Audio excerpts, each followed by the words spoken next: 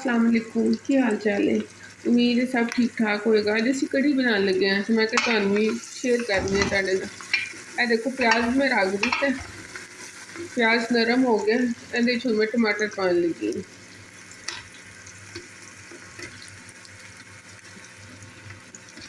अपने हिसाब नाल जिन्नी तुसीं चीज़ बनानी उस हिसाब नाल मसाला बना लेना। मैं ज़्यादा बना रही हूँ तो इस वास्ते मैं मसाला ज़्यादा बना रही हूँ। लसन भी चला गया। कड़ी जी है ना छोटे बड़े सब की बड़ी पसंद है, तो फिर मैं कोशिश करनी है कि वीकेंड से मैं कड़ी बनावा ताकि सारे कड़ी तो लुत्फ अंदोज हो सकन।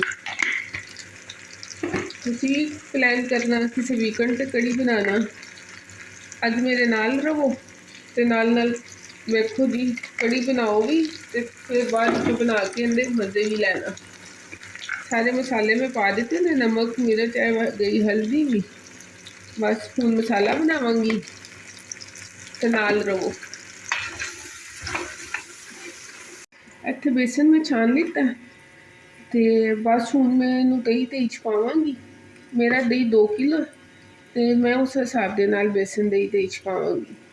तुसी तुहाडा अगर दही घट है तो फिर तुसी उहदे हिसाब नाल विच बेसन पाओगे। मैं दही दे विच बेसन पा दिता सी तो हुण इहनूं बीटर दे नाल मैं मिक्स करन लगी हूँ।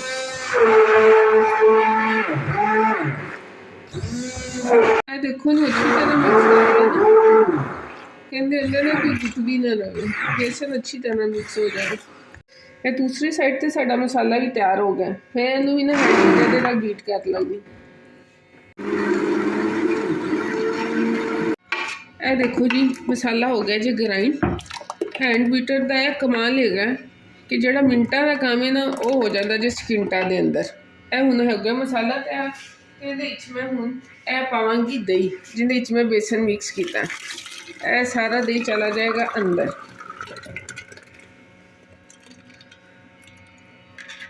हुण जो तुसीं यह वाला दही पा दिता है ना अंदर तो इहनूं ना तुसीं मिक्स करना। इहदे नाल थोड़ा विच पानी भी पावांगे। हुण जदों तक इहनूं उबाला नहीं ना आएगा तुसीं मुसलसल इहनूं हिलांदे रहना ताकि यह ना थल्ले ना लगे। ए देखो जी, ए देखो एक पूरा बाउल में फुल करके पानी का पान लेके आऊँगी क्योंकि पक्का रहेगा। हूँ बस हल्की हल्की आँच पे थोड़ी मर्जी है कि जिन्ना पानी पाना जे। लो जी हूँ नाल ही मैं क्या पकौड़ियाँ वास्ते ना बेसन मिक्स कर लैनी है। तो बेसन लेता तो यह मैं बिच पाया जे पानी तो मैं करांगी मिक्स। पकौड़े जो भी बनाओ ना तो पकौड़े ज़्यादा ही बनाना क्योंकि बनाओ कड़ी वास्ते तो सारा टब्बर ऊंज ही चुक चुक के खा जाता है। तो जो कड़ी की वारी आती है तो कड़ी के पकौड़ा कोई नहीं मिलता। ए देखो जी कड़ी पकौड़ियाँ वास्ते हो गया जी बेसन तैयार। तो जो ये बेसन तुसी मिक्स करो ना तो इन्हूं संग ना रखना क्योंकि जो सब्जियां सुब्जियां पैंदियां ने ना प्याज अपना पानी छड्डदा है तो फिर पतला हो जाता। असीं उस इन्हूं संग ना रखांगे ताकि संग ना बेसन के पकौड़े सही रहते हैं। तो चलो फिर वो नाल नैक्सट स्टैप दसनी है। हुण इहदे विच मैं सब्ज़ मिर्चां कट के पान लगी हूँ। तुहाडी मर्जी है तुसीं कितना स्पाइसी खाना है उस हिसाब नाल मिर्चां पा लो। ए मेरियां सब्ज़ मिर्चां जान लगियां जी कड़ी के अंदर ए गईयां। तो दूसरी साइड से ना मैं पकौड़ियां के वास्ते सारिया सब्जियां कट लाँगी जिंदे प्याज धनिया तो सब्ज़ मिर्चां ये 3 चीज़ां ही जिहड़ियां मैं कटांगी। ए देखो प्याज इस तरह ना चॉप कर लेना। प्याज हो गया सारा चॉप। बस हुण इसी तरह ना मैं बरीक बरीक धनिया भी चॉप कर लूँगी। ये थोड़ी जिन्नी ना नाल मैं टहनियाँ भी कर ले लेती हूँ क्योंकि इहदे नाल थोड़ा जिहा ना पकौड़ियां दे विच धनिया ज़रा ज़्यादा अच्छा लगता है। उहदे नाल ज़रा पकौड़े ना नरम नरम बनते हैं। बस इसी तरह बरीक बरीक चॉप कर लो। हेलो जी हुण नैक्सट जिहड़ा साडा अगला शिकार है ना वो है जी मिर्चां। मिर्चां नूं असीं वढ वुढ के ते असीं इहदे विच पा देना। ये देखो जी ਅਸੀਂ ਮਿਰਚਾਂ ਕੱਟ ਵੱਢ ਲਿੱਤੀਆਂ।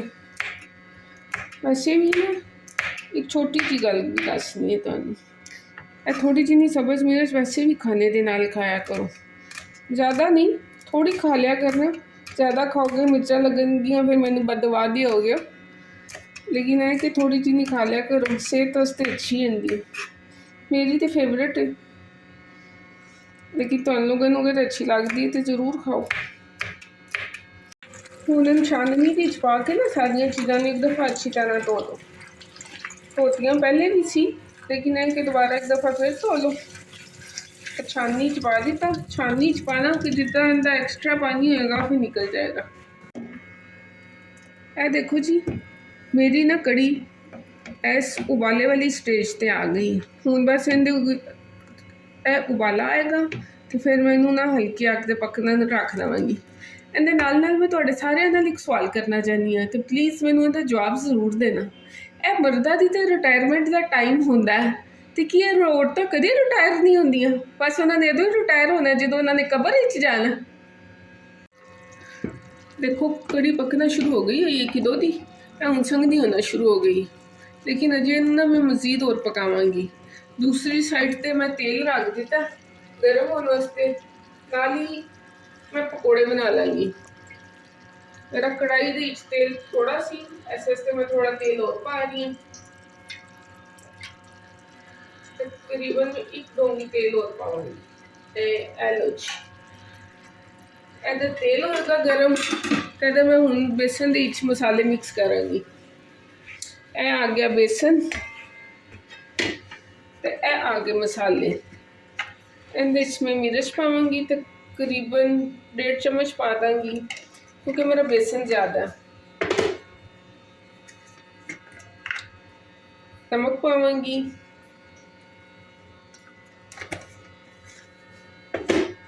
तो जीरा थोड़ी मर्जी ऑप्शनल है, पाना चाहते हो तो पा लो, मैं पावांगी थोड़ा जीरा।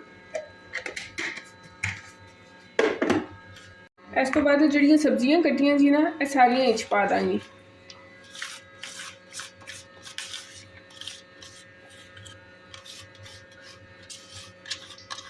सारा धनिया साफ कर लो बास्केट तो उन्हें करो जी मिक्स। अगर तुसी देखो कि थोड़ा बेसन ज़्यादा संघना है तो थोड़ा जिहा पानी पा के नरम कर लो। इन्हू अच्छी तरह मिक्स कर लेता।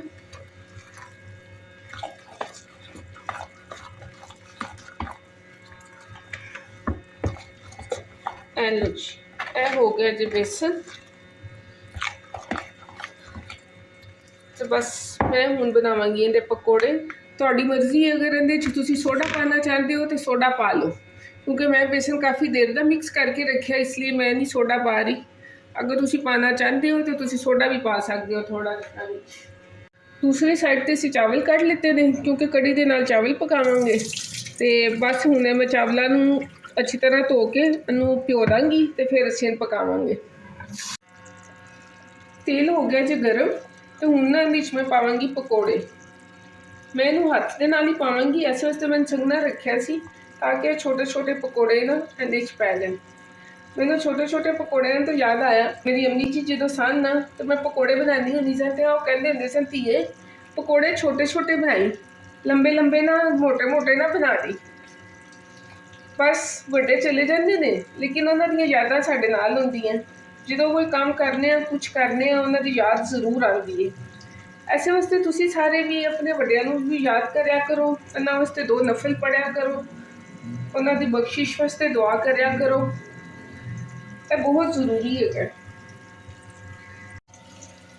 जिहड़ा माँ प्यो है ते जितने भी बड़े बुजुर्ग ने उन्हां दी कमी ना कोई पूरी नहीं कर सकता। हुण असीं आप उस स्टेज ते दाखिल हो रहे हैं ना तो सानूं पता चल रहा वड्डे की हैगे ने। यकीन करो वड्डियां दे बगैर ना तुहाडी जिंदगी कुछ भी नहीं हैगी। माँ प्यो का साया अल्लाह ताला सब दे सिरां ते सलामत रखे। माँ प्यो वास्ते दुआ जरूर करया करो, जो भी कोई ऐसी चीज़ पकाओ जिहड़े तुहाडे माँ प्यो नूं पसंद है तो ज़रूर अल्लाह ताला दे नाम दी दुआ करो।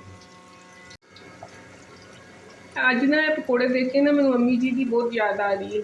ਜਦੋਂ ਮੈਂ ਪਕੌੜੇ ਬਣਾਉਂਦੀ ਸਾਂ ਮੇਰੇ ਸਿਰ 'ਤੇ ਖਲੋ ਕੇ ਕਹਿੰਦੇ ਹੁੰਦੇ ਸਨ, ਧੀਏ ਪਕੌੜੇ ਛੋਟੇ ਬਣਾਈ, ਕੜੀ ਦੇ ਵਿੱਚ ਛੋਟੇ ਪਕੌੜੇ ਚੰਗੇ ਲੱਗਦੇ ਨੇ। ਹੁਣ ਦੇ ਪਕੌੜੇ ਬਣਾਉਂਦੇ ਹਾਂ, ਪਹਿਲੇ ਟਿੱਕੀਆਂ ਦਾ ਹੁੰਦਾ ਸੀ। ਜਿਹੜੇ ਵੱਡੇ ਬਜ਼ੁਰਗ ਨੇ ਇਹਨਾਂ ਨੂੰ ਪਤਾ ਹੈਗਾ, ਛੋਟੀਆਂ ਛੋਟੀਆਂ ਟਿੱਕੀਆਂ ਬਣਾ ਕੇ ਪਹਿਲੇ ਉਹ ਕੜੀ ਦੇ ਵਿੱਚ ਪੈਂਦੀਆਂ ਸੀ। ਕੜੀ 'ਚ ਪੈ ਗਏ ਜੇ ਪਕੌੜੇ। ਕੜੀ ਦੇਖੋ ਜੀ ਹੋ ਗਈ ਜੇ ਥੋੜੀ ਸੰਘਣੀ, कड़ी होगी जी तैयार। इधर हो रहे ने चावल तैयार, है लो जी। ते और 10 मिनट तक चावल भी हो जाएंगे तो मेरा खाना हो गया तैयार। असी तो खावांगे मज़े मज़े दे नाल। कड़ी भी हो गई तैयार तो चावल भी हो गए तैयार। तो मैं बस हुण पान लगी हाँ ते खान लगी हाँ। पहला पार्सल मैं बना लिता है अल्लाह पाक के नाम का। तो देखो जी हुण मैं अपने पान वास्ते पान लगी हाँ चावल।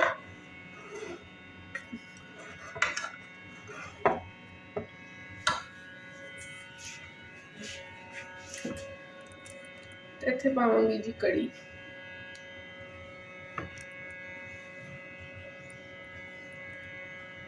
ए लो जी मील तैयार है, आ जाओ ते खा लो ते अपनी दुआवां याद रखो। मैनूं दवो इजाज़त, रब रखा। हसदा रवे पंजाब, सदा वसदा रवे पंजाब।